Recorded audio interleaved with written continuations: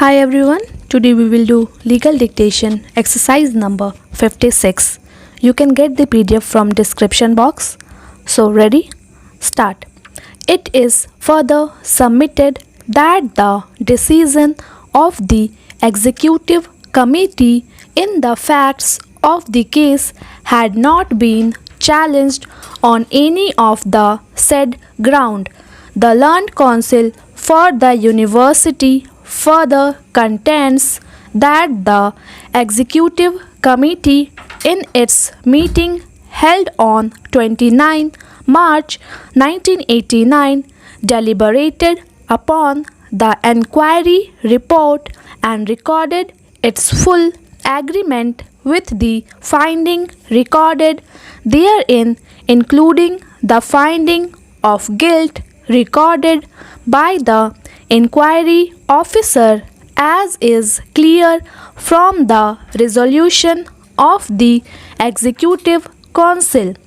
Therefore, after obtaining the explanation of the petitioner to the so cause notice, it was not necessary to again record a finding of guilt against the petitioner in resolution dated 17th May 1989.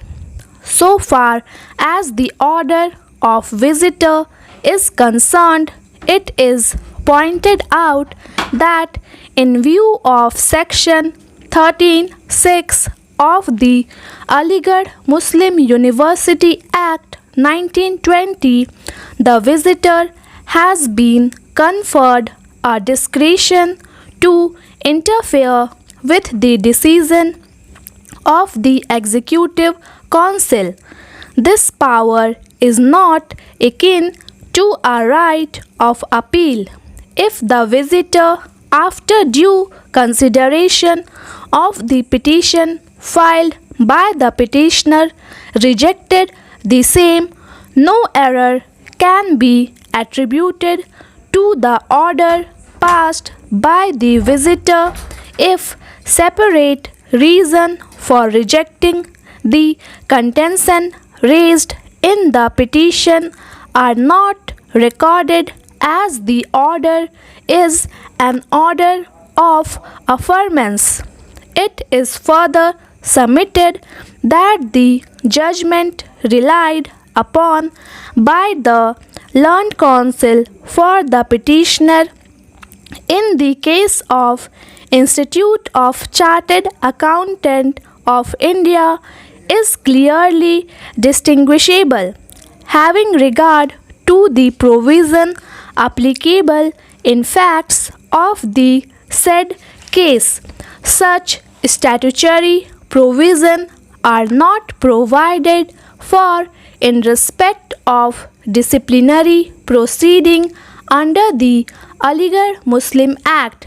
Lastly, it is contended that there being serious allegation involving moral turpitude by the girl student of university against the petitioner who was working as reader in the university, petitioner is not entitled to any equitable relief under Article 226 of the Constitution of India. In the opinion of the court, the proceeding initiated against the Guru on a complaint made by the girl student must not necessarily be decided on the principle of natural justice and fair play without adding much weightage to technicalities of procedure. The court has to be satisfied that the teacher has been afforded an opportunity to controvert the allegation, and his explanation along with evidence has been considered, and that there has been application of mind by the disciplinary authority before taking the final decision.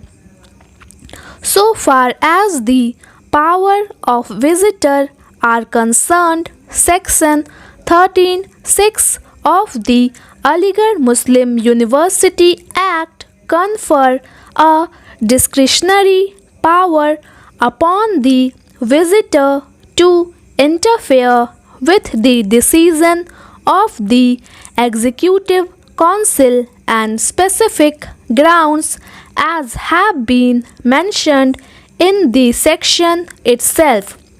Further, the decision of the visitor being in affirmation of the decision taken by the Executive Council does not require any further reason to be recorded, while rejected the appeal filed by the petitioner. In these circumstances, the first contention that the order of the Executive Council being not supported by reason in writing is unsustainable in eyes of law and therefore rejected. Thank you. Please subscribe my channel Steno Star.